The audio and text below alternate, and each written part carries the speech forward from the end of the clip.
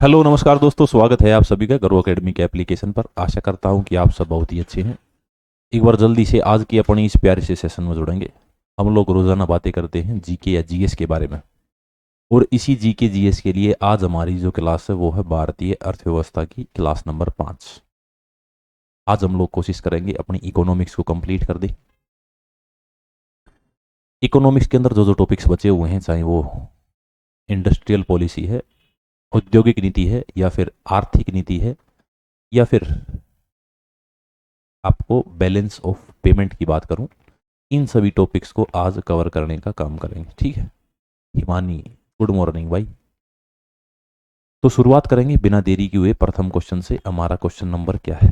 एक तो याद रखेंगे ये भारतीय अर्थव्यवस्था की class number 5, 5th number class है। इससे पहले हम लोग 4 क्लासेस कर चुके हैं जिसके अंदर हम लोगों ने इकोनॉमिक्स के मैक्सिमम टॉपिक्स को कवर कर लिया है। आज हम क्लास नंबर 5 के बारे में बात करेंगे। ठीक है, शुरुआत करेंगे प्रथम क्वेश्चन से। आशा करूंगा आप लोग आंसर भी साथ साथ देंगे। क्वेश्चन पूछा गया है, एमआरटीपी अधिनियम 1969 में निम्नलिखित में से कौन सा एमआरटीपी का सही पूर्ण रूप है? एक एमआरटीपी एक्ट आया था 1969 में।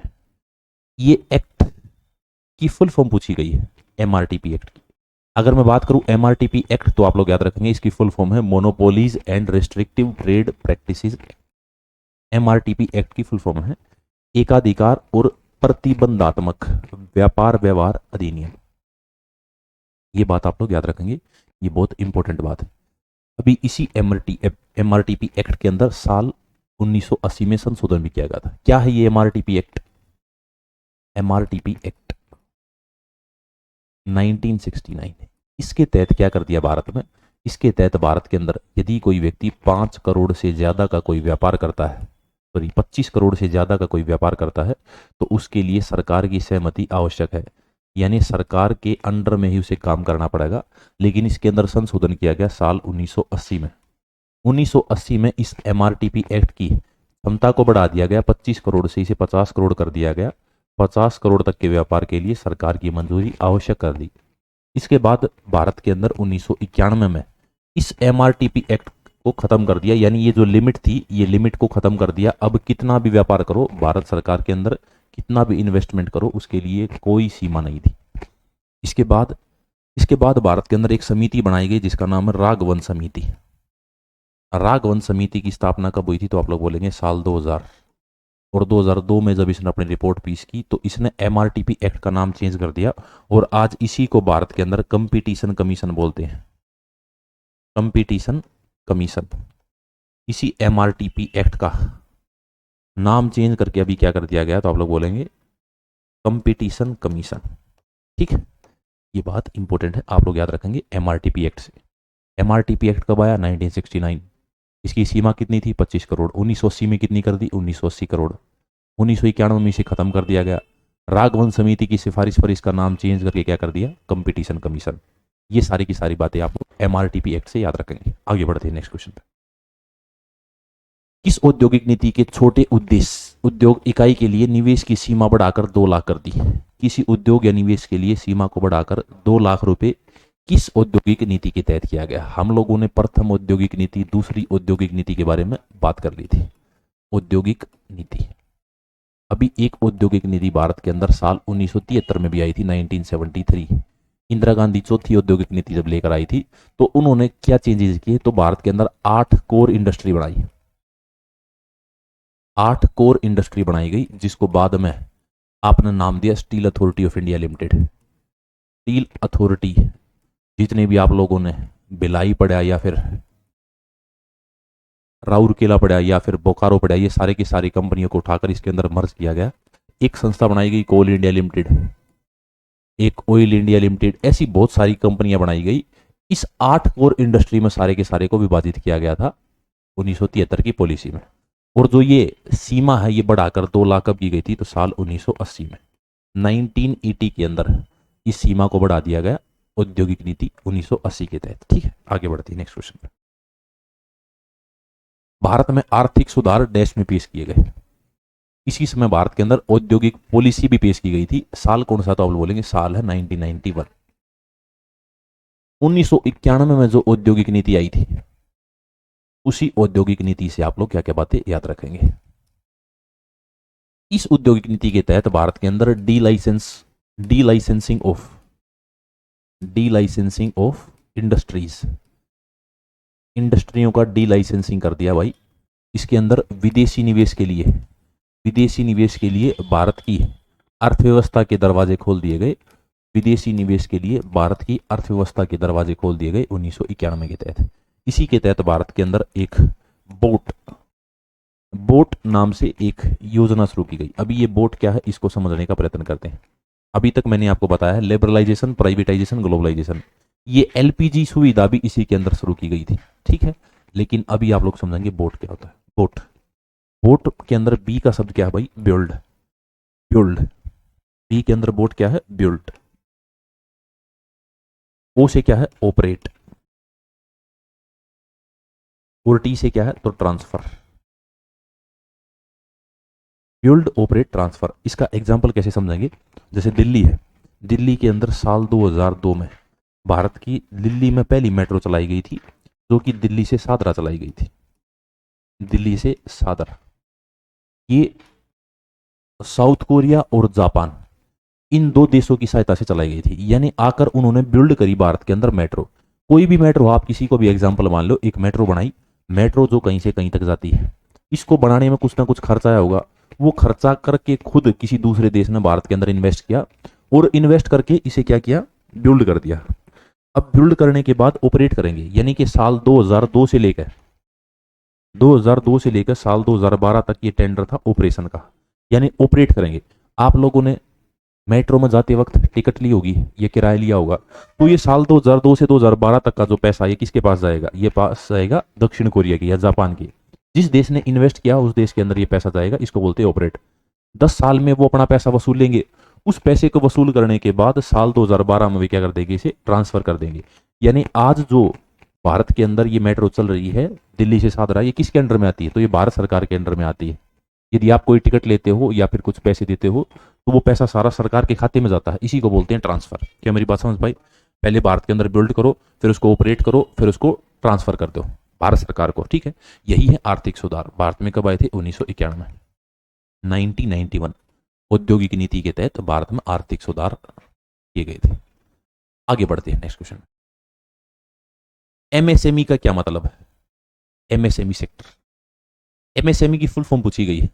देखो एमएसएमई सेक्टर बहुत इंपॉर्टेंट है। अगर मैं बात करूं एमएसएमई की, एमएसएमई ये क्या क्या करता है, ये भारत के अंदर इंडस्ट्रियां हैं, ये भारत के अंदर कंपनियां हैं। भारत की जीडीपी में एमएसएमई सेक्टर का योगदान कितना है? भारत की जीडीपी में एमएसई सेक्टर का योगदान है 29%। भारत की आज जीडीपी यानी ग्रोस डोमेस्टिक प्रोडक्ट में भारत की जीडीपी में 29% हिस्सा किसका है, तो आप लोग बोलेंगे एमएसएमई का। इसके बाद क्या क्वेश्चन आता है, फिर क्वेश्चन आता है जितना भारत एक्सपोर्ट करता है, भारत के एक्सपोर्ट किए हुए सामान में, भारत के एक्सपोर्ट किए हुए सामान में लगभग 50% हिस्सा कहां से जाता है, तो आप लोग बोलेंगे एमएसएमई सेक्टर से जाता है। 50% हिस्सा हम लोग एमएसएमई सेक्टर से उठाते हैं। भारत के अंदर सबसे ज्यादा रोजगार कौन देता है, तो रोजगार लगभग 60 से 63% है।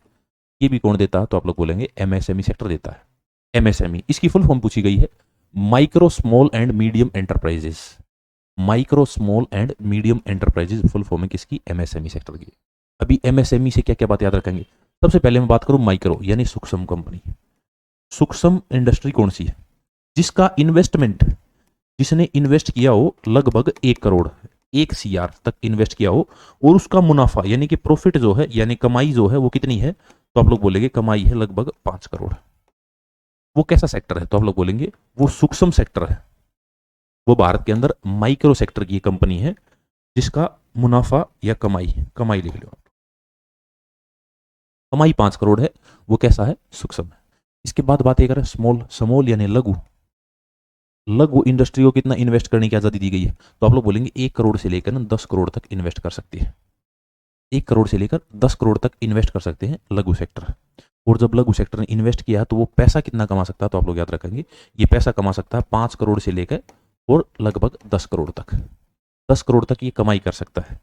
इसके बाद आगे बात करें हम लोग, आगे बात करें तो अगला आ गया हमारा मीडियम यानी मध्यम उद्यम। मध्यम उद्यम कितना इन्वेस्ट करते हैं, तो 10 करोड़ से लेकर और 50 करोड़ तक। और इसका मुनाफा कितना होगा, तो आप लोग बोलेंगे 50 करोड़ से लेकर 50 करोड़ से लेकर ना, और इसका मुनाफा होगा लगभग, तो जी भाई ये यहाँ पर 5 करोड़ कर लेना, 5 CR। और 10 करोड़ से लेकर ना, या फिर 5 करोड़ से लेकर 50 करोड़ तक जब आप आओगे तो आपका मुनाफा कितना होगा, तो आप लोग बोलेंगे 50 करोड़ से लेकर लगभग 250 करोड़ तक जो मुनाफा करती हैं वो सारी की सारी यहीं पर आ जाती। इसके बाद मैं आपको बताऊंगा 250 के बाद जो 300 करोड़ तक की संस्था है वो मिनी रत्न के सेकंड स्ट्रक्चर में आ जाएंगे। ठीक है, ये सारी की सारी क्या है, सूक्ष्म लघु और मध्यम उद्यम। आगे बढ़ते हैं अगले क्वेश्चन पे। निम्नलिखित में से कौन महारत्न कंपनी नहीं है? अभी इंडस्ट्रियों के अंदर आपको 3 शब्द देखने को मिलेंगे, महारत्न, नवरत्न और मिनी रत्न। इनकी देख लेते हैं। तो भाई भारत के अंदर एक डिपार्टमेंट ऑफ पब्लिक एंटरप्राइजेज यानी कि लोक उपक्रम एक विभाग है। भारत के अंदर एक संस्था है लोक उपक्रम विभाग।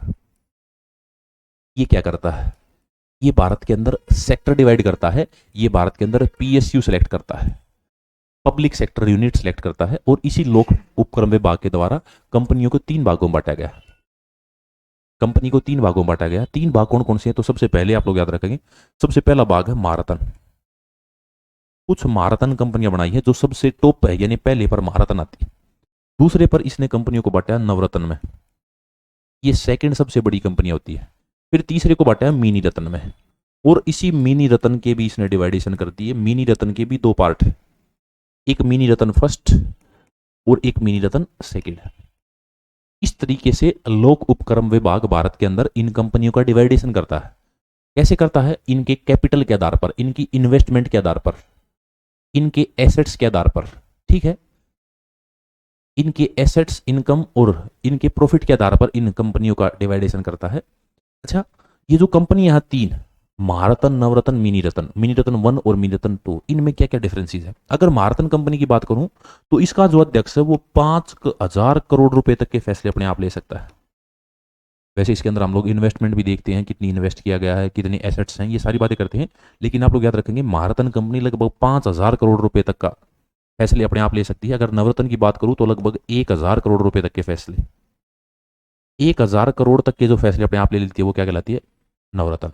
अगर मैं बात करूं 500 करोड़ रुपए तक के फैसले अपने आप ले ले, वो कौन सी है, तो आप लोग बोलेंगे मिनी रत्न 1।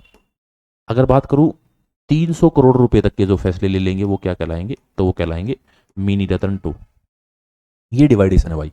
ठीक है, महारत्न, नवरत्न, मिनी रत्न। इसके बाद मैंने आपको बताया मध्यम सतर की, उसके बाद मैंने आपको लघु सतर की, और फिर सूक्ष्म सतर की। ये सारी की सारी भारत की इंडस्ट्रियां हैं। हम लोग एक तालिका बनाएंगे तो सबसे पहले महारत्न, फिर नवरत्न, फिर मिनी रत्न 1, मिनी रत्न 2, उसके बाद भारत के अंदर मध्यम सतर की, फिर भारत के अंदर लघु सतर की, और लास्ट में सूक्ष्म। ये भारत की इंडस्ट्रियां हैं। कोर सेक्टर जो 8 में बटे थे वे सारे के सारे ऐसे डिवाइड हुए थे। अब पूछ रहा है महारत्न कंपनी नहीं है, महारत्न कंपनी नहीं है इंडियन ऑयल कॉर्पोरेशन, भारतीय petroleum corporation limited, Hindustan Petroleum corporation, ये तीनों के तीनों महारत्न है। लेकिन क्वेश्चन की लैंग्वेज थोड़ी सी महारत्न कंपनी है कर देते हैं, क्या कर देते इसको, महारत्न कंपनी है। 1 सेकंड का समय देना भाई, इसको कर देते महारत्न कंपनी है, इज अ महारत्न कंपनी। तो आप लोग क्या बोलेंगे, तीनों की तीनों महारत्न कंपनी है। ठीक है, all of threes, all are Maharatna companies, इसका आंसर हो जाएगा सभी महारत्न कंपनियां। Hindustan Petroleum Corporation, Bharat Petroleum, अभी है ना ये ऊपर नीचे भी हो जाता है। कई बार जब 5,000 करोड़ रुपए से कम इनका हो जाता है तो ये फिर नवरत्न में आ जाती है। जब किसी का 1,000 करोड़ से नीचे चला जाता है तो फिर वो मिनी रत्न में आ जाती है। ये सारे के सारे सेक्टर्स हैं इंडस्ट्री भारत के अंदर। आगे बढ़ते हैं नेक्स्ट क्वेश्चन पे। निम्नलिखित में से कौन सा कारक किसी वस्तु के लिए किसी व्यक्ति के मांग को प्रभावित करता है? वस्तु की कीमत, उपभोक्ता की आय, संबंधित वस्तु की कीमतें। नीचे दिए गए कूट का प्रयोग करके सही उत्तर का चयन कीजिए। अभी एक शब्द है डिमांड। डिमांड यानी कि मांग। डिमांड एंड सप्लाई आप लोगों ने टॉपिक पढ़ा है। डिमांड, डिमांड की बात कर लेते हैं भाई। डिमांड, मांग किस आधार पर होती है, तो 2 आधार पर होती है। एक तो इच्छा के आधार पर यानी विलिंगनेस, इच्छा के आधार पर होती है, और एक एबिलिटी यानी योग्यता के आधार पर, क्या मेरी योग्यता है मैं उस चीज को खरीद पाऊं। तो डिमांड इन 2 फैक्टर्स पर काम करती है, एक विलिंगनेस इच्छा पर और एक योग्यता पर। मेरी इच्छा तो पता नहीं क्या है, लेकिन मैं उसको लेने के योग्य हूं, तब वो एक डिमांड का फैक्टर बनेगी। ठीक है, अभी इसी डिमांड के फैक्टर भी आप लोग देखते हैं भाई। इस डिमांड के फैक्टर को फैक्टर्स ऑफ डिमांड, इसके फैक्टर्स ऑफ डिमांड पड़ती है भाई। क्या क्या डिमांड के फैक्टर?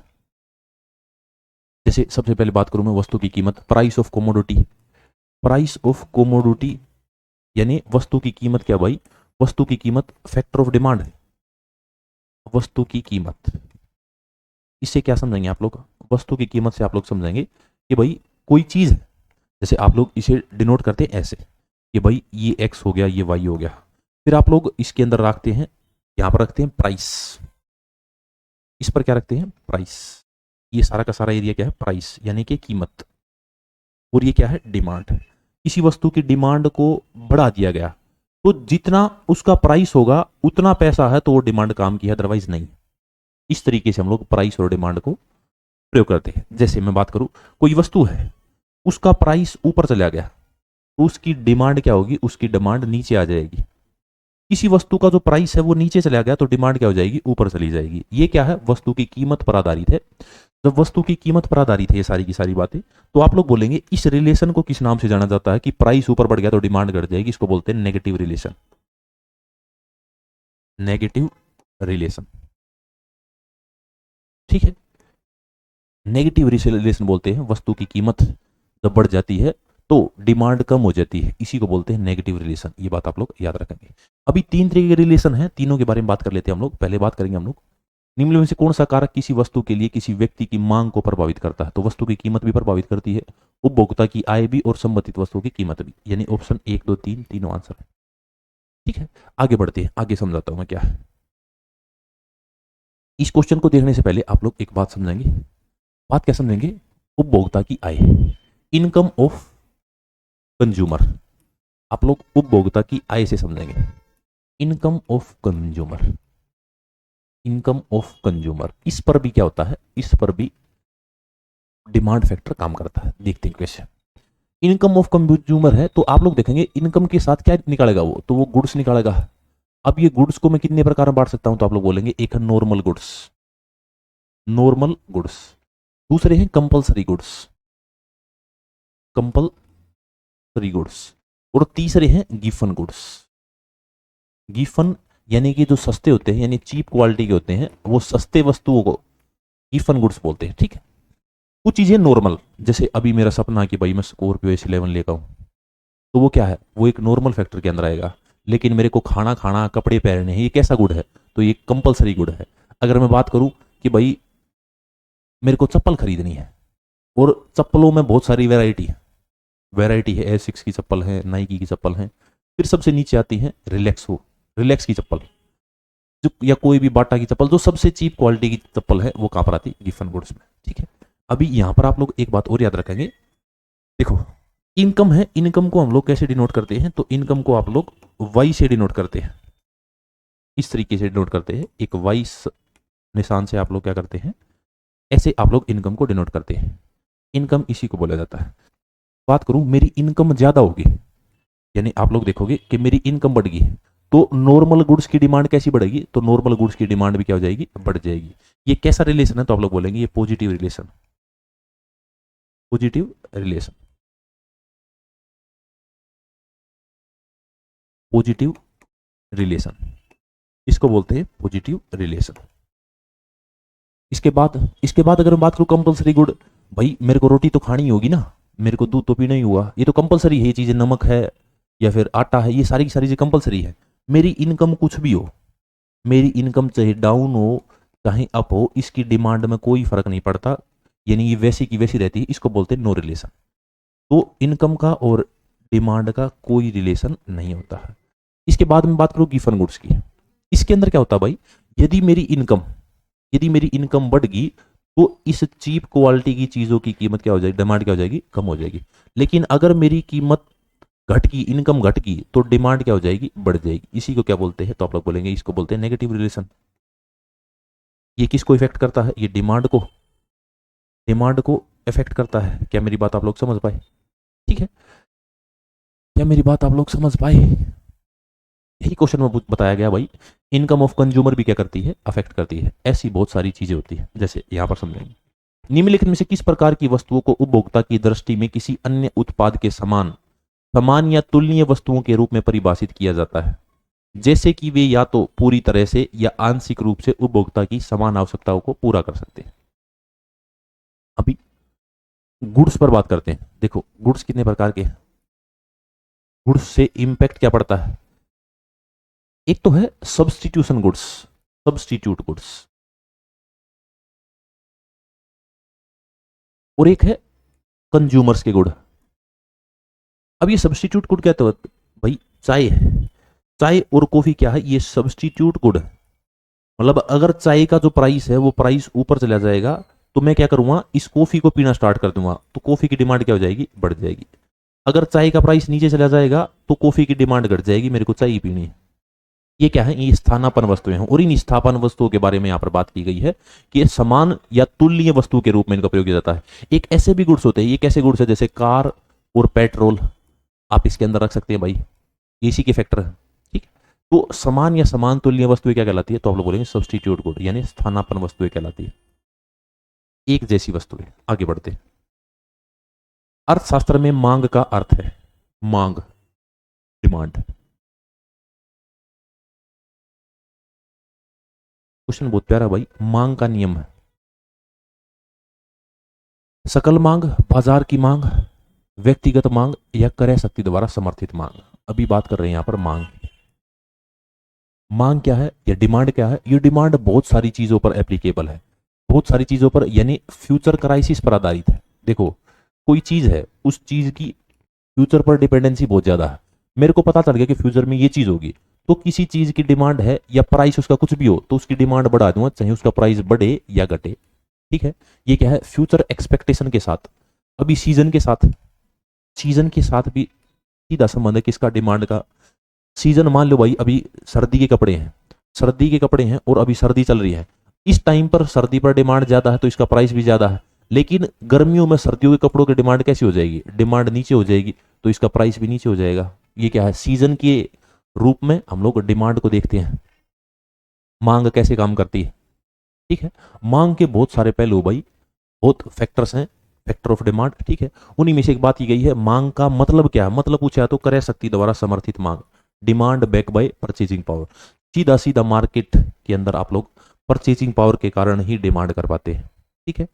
एक आप लोग पढ़ते हैं मूल्य ह्रास नियम, सीमांत उपयोगिता मूल्य ह्रास नियम, ये हमें इसके बारे में संपूर्ण जानकारी देता है। सीमांत उपयोगिता मूल्य ह्रास नियम, मूल्य ह्रास नियम, इस नियम के माध्यम से हम लोग पढ़ पाते हैं कि भाई किसी चीज की अगर प्राइस बढ़ रही है तो उसकी डिमांड घट जाती है, अगर किसी चीज का प्राइस घट रहा है तो उसकी डिमांड बढ़ जाती है। इस तरीके के फैक्टर भी हम कहाँ देखते हैं, सीमांत उपयोगिता मूल्य ह्रास के अंदर। आगे बढ़ते हैं। सामान जो एक दूसरे को प्रतिस्थापित कर सकते हैं कहा जाता है complementary goods, inferior good, duplicate goods या सब्स्टिट्यूट गुड्स। अभी ये कॉम्प्लीमेंट्री गुड्स मैंने आपको बताया था, गुड्स में एक तो आपने देखा था सब्स्टिट्यूशन गुड, एक कॉम्प्लीमेंट्री गुड्स। कॉम्प्लीमेंट्री सॉरी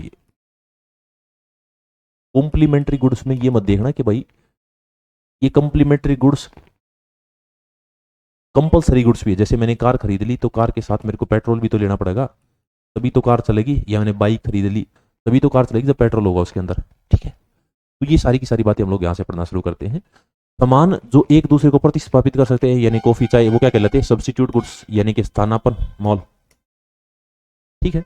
अभी यहां से एक बात आप लोग पढ़ते हैं, देखो एक तो गुड्स होते हैं, गुड्स होते हैं और एक सर्विसेज होती है। गुड्स क्या है, जो विजिबल है, यानी कि कोई भी सामान है, और सर्विसेज क्या है, जो विजिबल नहीं है, इनविजिबल, इनविजिबल। ये दो ही तो चीजें हैं, आप लोग एक को दृश्य है एक को अदृश्य है। यदि मैं सर्विसेज की बात करूं तो सर्विसेज ही आदमी को क्या होती है, सर्विस से आदमी को इनकम होती है, और इनकम के बाद ही वो क्या करता है, इनकम के बाद ही वो कहीं पर इन्वेस्ट करता है, इन्वेस्ट के बाद ही वो क्या कर पाता है, तो वो प्रॉफिट कर पाता है। तो ये सारी की सारी चीजें जो आप लोग देख रहे हैं ये किस पर टिकी हुई है, सर्विसेज पर। गुड्स क्या है, जो दैनिक वस्तुएं हैं, तीन प्रकार के गुड्स आपने देखे, नॉर्मल, कंपलसरी और एक गिवन गुड्स, ठीक है। आगे बढ़ते हैं नेक्स्ट क्वेश्चन पे। एक तालिका में डेटा को प्रतिनिधित्व को संदर्भित किया जाता है। The presentation of data in a table इन, अभी देखो डिमांड की जो प्रेजेंटेशन है, डिमांड की प्रेजेंटेशन, इस प्रेजेंटेशन के बारे में पूछा गया। एक तो क्वेश्चन आता है प्रेजेंटेशन कितने प्रकार की है, तो आप लोगों ने 3 प्रकार की है। 3 प्रकार की कौन कौन सी है? एक तो है टेक्सचुअल, यानी टेक्स्ट के माध्यम से प्रेजेंट किया।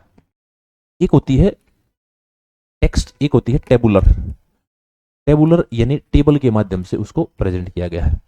और एक है कर्व, कर्व यानी वक्र के माध्यम से उसको प्रस्तुत किया जाता है। ये 3 प्रकार से मांग को प्रस्तुत किया जाता है, यानी इसकी प्रेजेंटेशन है 3 टाइप से। पहली टेक्सचुअल, फिर आप लोग टेबुलर याद रखेंगे, फिर कर्व के माध्यम से। टेक्सचुअल क्या है भाई? शब्दों के माध्यम से बता दिया कि भाई डिमांड जो है वो 4 बढ़ गई, प्राइस जो है वो 3 बढ़ गया, ऐसे बात बता देते हैं। टेबुलर में क्या है? एक टेबल बना देते हैं, इधर प्राइस लिख देते हैं, इधर डिमांड लिख देते हैं। और कर्व में क्या है? ऐसे बना देते हैं। ठीक है, इन तीनों को बनाने के अलग अलग क्षेत्र भी है। जैसे एक है मांग फलन, मांग फलन, एक मांग तालिका या मांग सारणी, मांग सारणी बोल सकते हैं। और तीसरी है मांग तालिका। इसी तरीके से इसका डिवाइडेशन किया गया प्रेजेंटेशन का। और प्रेजेंटेशन के बारे में पूछा, प्रतिनिधि को संदर्भित करती है वो कौन सी प्रेजेंटेशन, तो आप लोग बोलेंगे सारणी सूत्र, टेबुलर प्रेजेंटेशन। टेबुलर प्रेजेंटेशन यानी कुछ टेबल के माध्यम से दर्शाया गया। आगे बढ़ते हैं। मांग के नियम का अपवाद है, मांग के नियम का अपवाद है। देखो अभी मांग का नियम मैंने बताया था कि भाई प्राइस बढ़ेगा तो डिमांड क्या है? घटेगी। लेकिन इसके अपवाद भी है। अपवाद क्या है? गिफन विरोधाभास, गिफन पैराडॉक्स, मांग के नियम का, लॉ ऑफ डिमांड इस पर काम नहीं करता। अभी एक शब्द पढ़ते हैं आप लोग, मांग की लोच, मांग की लोच, ये भी इंपॉर्टेंट है भाई। मांग की लोच को कैसे डिसाइड करते हैं हम लोग? ऐसे ईडी से, ईडी से मांग की लोच को दर्शाया जाता है। ठीक है, मांग की लोच को ईडी से दर्शाया जाता है। भी आप लोग मांग की लोच की बात करें तो कई तरह की मांग की लोच है। जैसे एक है पूर्णतः लोचदार मांग, पूर्णतः लोचदार मांग, एक है पूर्णतः लोचदार मांग। इसके अंदर क्या होता है? ये जो ईडी है इसको किसी न किसी चीज के बराबर में रखना होता है, तो इसको हम लोग रखते हैं इन्फिनिटी के बराबर। यदि पूर्णतः लोचदार मांग है तो ये इन्फिनिटी तक चला जाएगा। इसके बाद दूसरी याद रखेंगे, पूर्णतः बेलोचदार मांग, पूर्णतः बेलोचदार मांग, पूर्णतः बेलोचदार मांग। ये कैसे दर्शाई जाती है? तो आप लोग बोलेंगे ईडी इज इक्वल टू 0। ठीक है, इस बेलोचदार मांग को ईडी इज इक्वल टू 0 के माध्यम से दर्शाते हैं। अभी इसी ईडी पर, मांग की लोच पर हम लोग कुछ क्वेश्चन और देखते हैं। जैसे देखो, डैश के मामले में ईडी इज इक्वल टू 0 होता है, पूर्णतः बेलोचदार मांग के मामले में जो ईडी है वो 0 होता है। क्यों होता है? क्योंकि इस समय नेसेसिटी सबसे ज्यादा होती है, यानी जो नेसेसरी चीजें हैं उनके कारण ईडी इज इक्वल टू 0 हो जाता है। ठीक है, फिर आता है इकाई से, इकाई के अंक से, इकाई के अंक से कम लोचदार मांग, इकाई के अंक से कम लोचदार मांग। तो इस नियम में आप लोग याद रखेंगे ED is equal to, ED sorry ED को ऐसे देखा डिसाइड करेंगे, ईडी इज मोर देन 1, इकाई के अंक से कम लोचदार मांग। अगर मैं बात करूं इकाई के अंक से ज्यादा लोचदार मांग, इकाई के अंक से ज्यादा लोचदार मांग,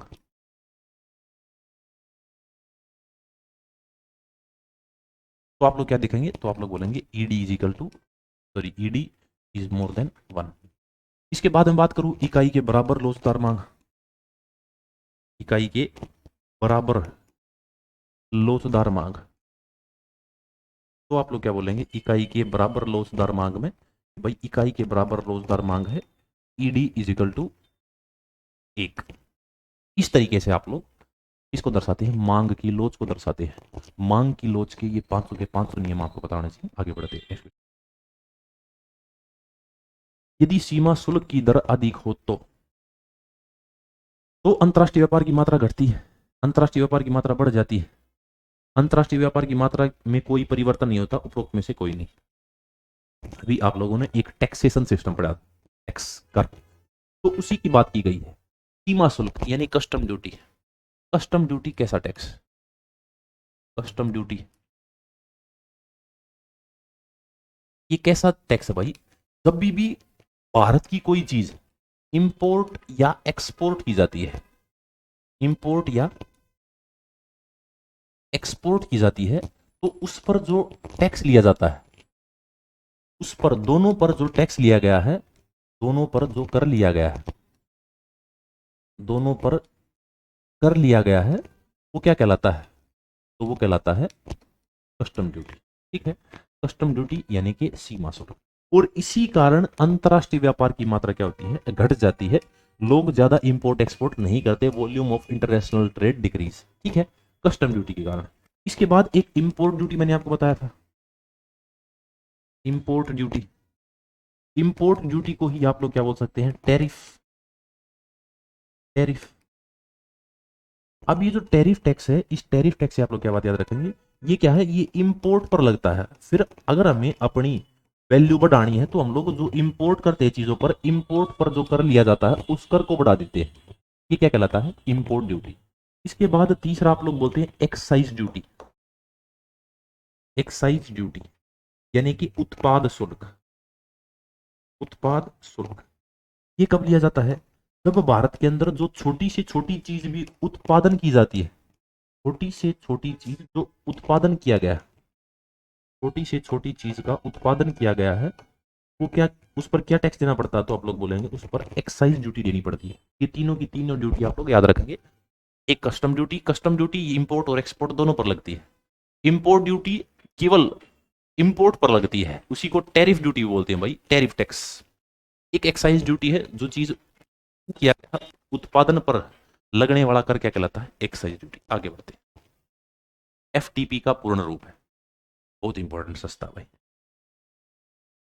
एफटीपी। देखो, एफटी की फुल फॉर्म क्या भाई? Foreign trade policy.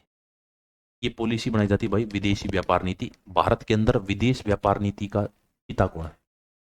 विदेशी व्यापार नीति का पिता, विदेशी व्यापार नीति का पिता।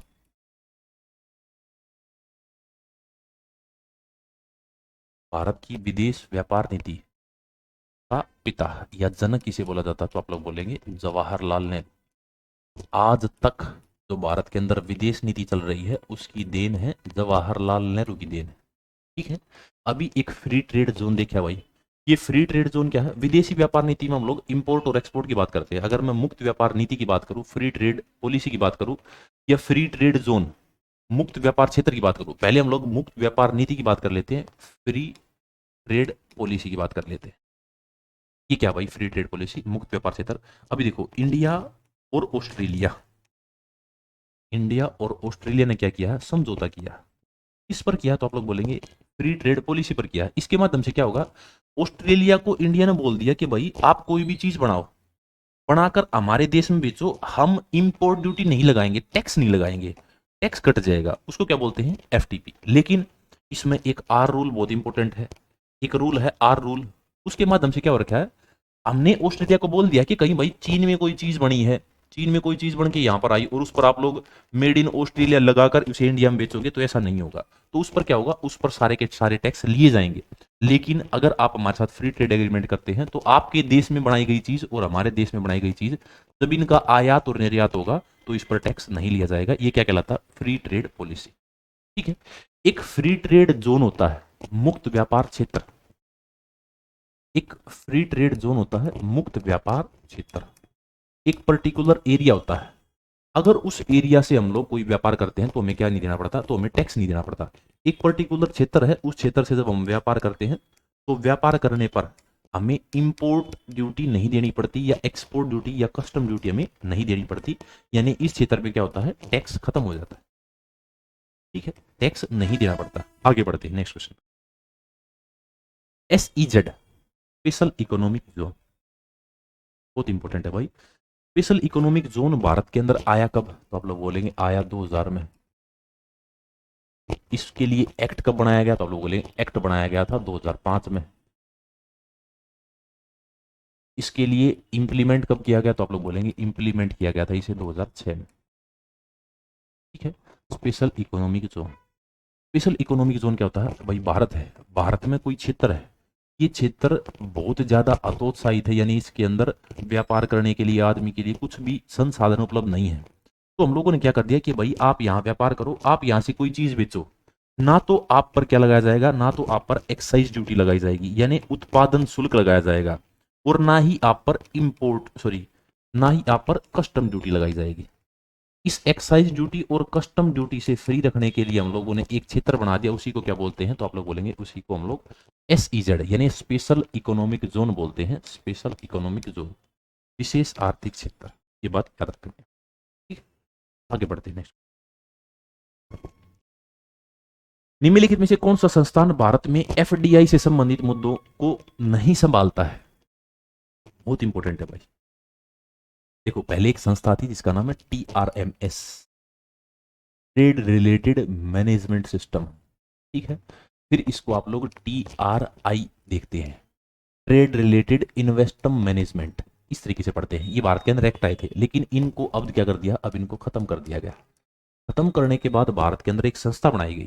संस्था का नाम क्या है? FIPB। FIPB की फुल फॉर्म भी याद रखेंगे आप लोग, यहां पर लिखी हुई है FIPB, foreign investment promotion board.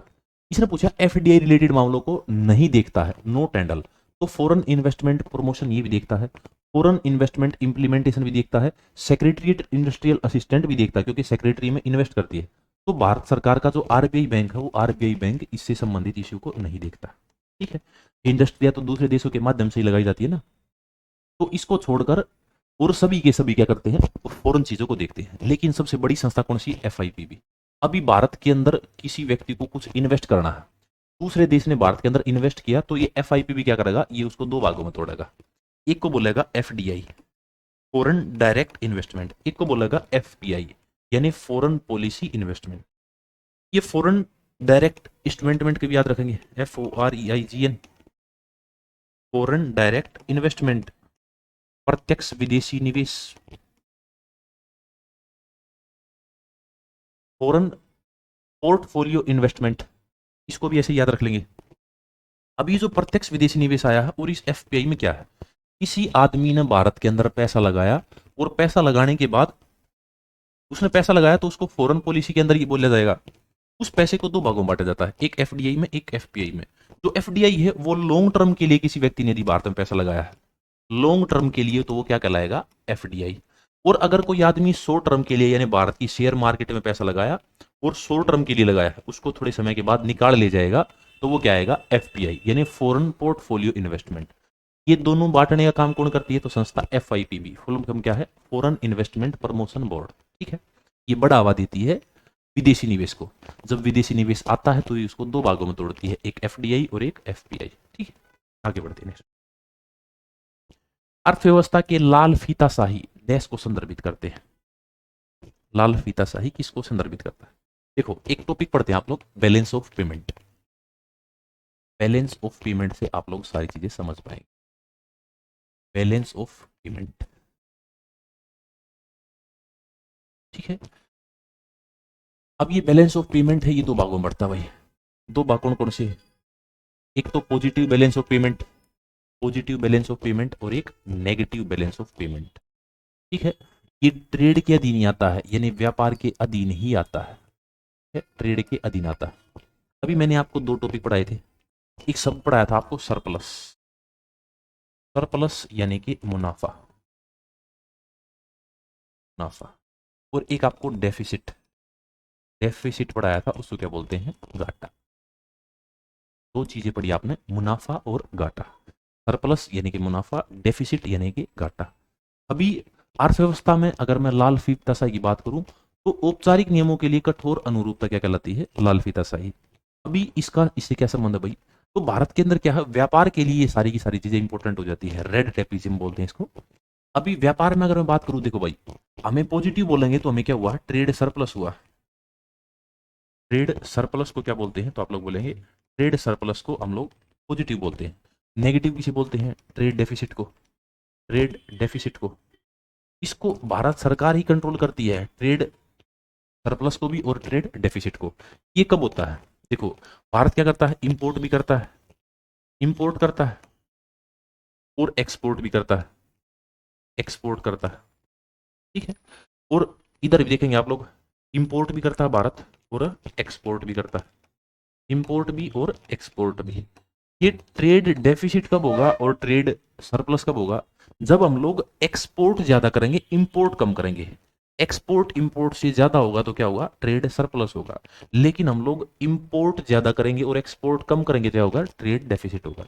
यानी ये अगर ज्यादा है और ये अगर कम है, एक्सपोर्ट अगर कम है तो क्या हो जाएगा, ट्रेड डेफिसिट हो जाएगा, यानी कि व्यापार घाटा हो जाएगा, व्यापार घाटा हो जाएगा, ठीक है।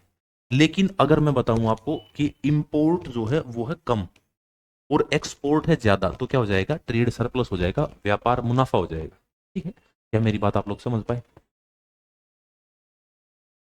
ट्रेड सरप्लस और ट्रेड डेफिसिट में आप लोग ये डिफरेंस याद रखेंगे, ठीक है।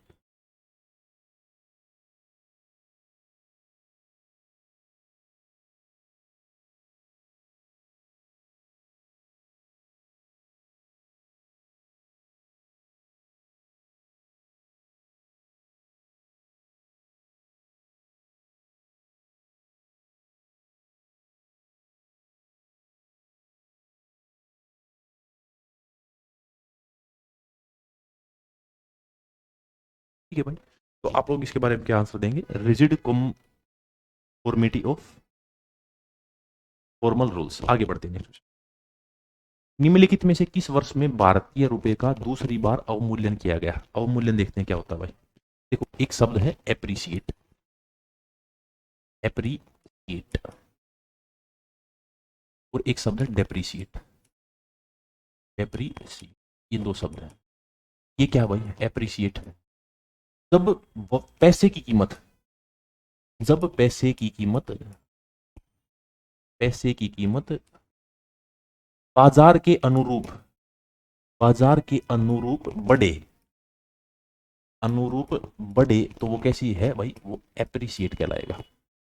जब बाजार की कीमत, बाजार सॉरी पैसे की कीमत बाजार में घटे, पैसे की कीमत अपने आप, पैसे की कीमत बाजार में घटे तो वो क्या कहलाएगा, डेप्रिसिएट।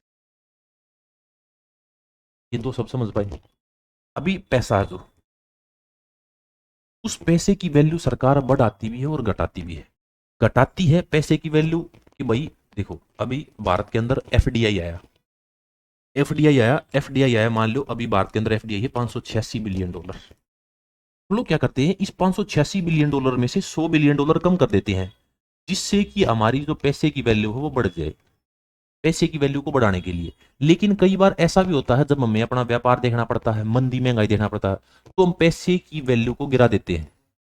और पैसे की वैल्यू को गिराना ही क्या कहलाता है, तो आप लोग पैसे की वैल्यू को गिराना ही अवमूल्यन कहलाता है, जिससे कि हम, हमारा सामान ज्यादा प्रचलित हो, हम ज्यादा एक्सपोर्ट कर पाए, उसी लिए हम लोग पैसे की वैल्यू को गिरा देते हैं। अब भारत के अंदर पैसे की वैल्यू अगर पूछूं अवमूल्यन कितनी बार कराया गया, तो आप लोग बोलेंगे 3 बार किया गया, 3 बार अलग अलग सालों में किया गया। वैसे तो 4 बार किया गया है, लेकिन 3 सालों में 3 बार किया गया है। जैसे पहली बार इसमें पूछा गया दूसरी बार कब किया था, तो आप लोग बोलेंगे साल 1966 में हमने मुद्रा का दूसरी बार अवमूल्यन किया था। अगर पहली बार करूं तो 1949 में, दूसरी बार बोलूं तो आप लोग बोलेंगे 1966। पैसे की करेंसी को गिरा दिया, अगर मैं तीसरी बार बोलूं तो आप लोग बोलेंगे 1991 में। लेकिन 1991 में 2 बार, एक महीने में 2 बार गिरा दी थी हम लोगों ने, तो इसी कारण मैंने इसको लिखा है एक महीने में 2 बार, 2 बार पैसे की वैल्यू को गिरा दिया था, इसी कारण मैंने इसको 4 बार लिख दिया, पैसे की वैल्यू को गिराया,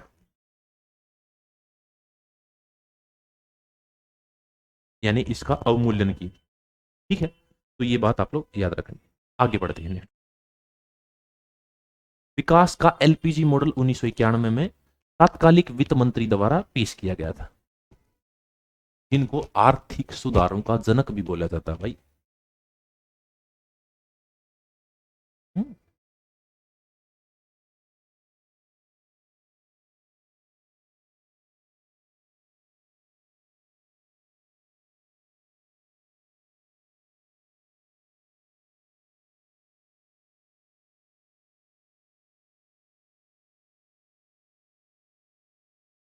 होगा आशीष।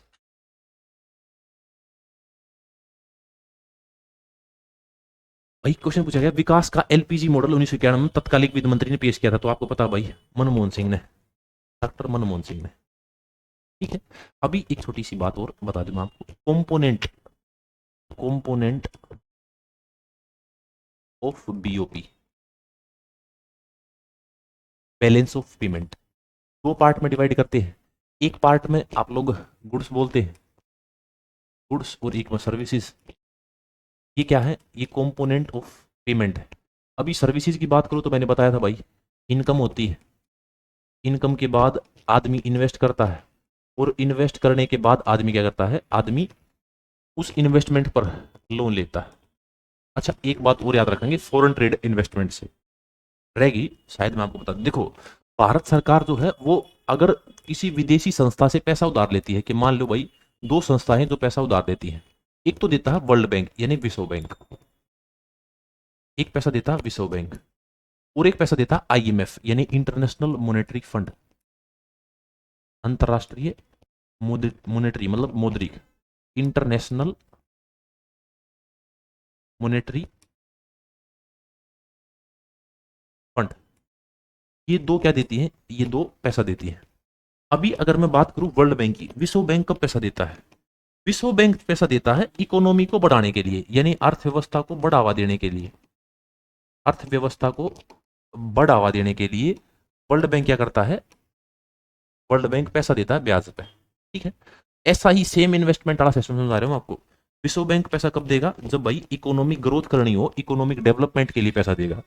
अगर मैं बात करूं आईएमएफ की, तो आईएमएफ पैसा कब देता है, जब इकोनॉमिक क्राइसिस हो, यानी इकोनॉमिक क्राइसिस के समय क्या देता है, पैसा देता है कौन, तो आईएमएफ।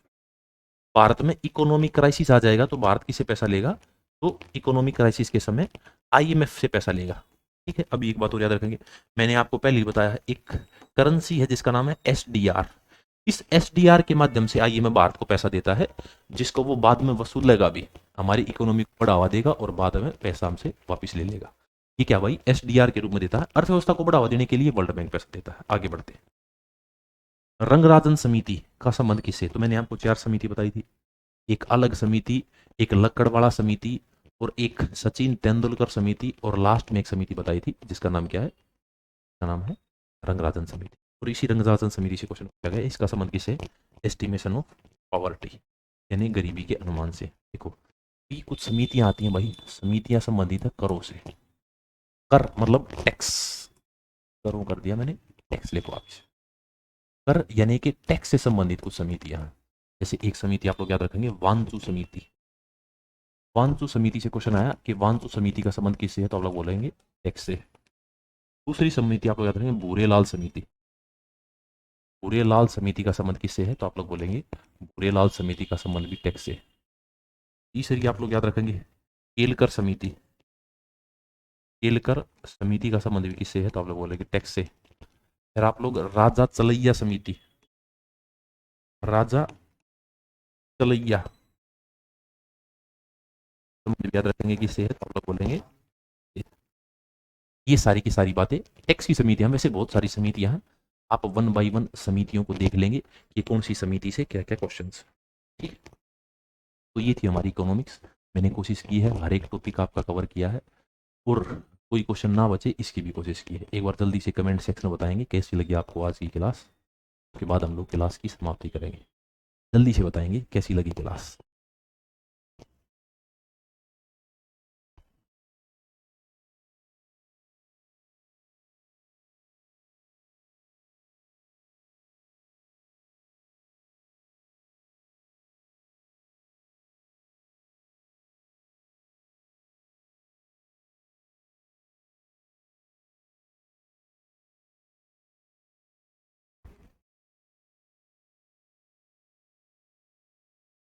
ठीक है भाई, तो ये थी आज की हमारी अंतिम क्लास, आशा करूँ आपको समझ में आई होगी। आज हम लोग इकोनॉमिक्स को समाप्त करते हैं और बातें करेंगे हम लोग नेक्स्ट क्लास में। Thank you, tata, bye bye.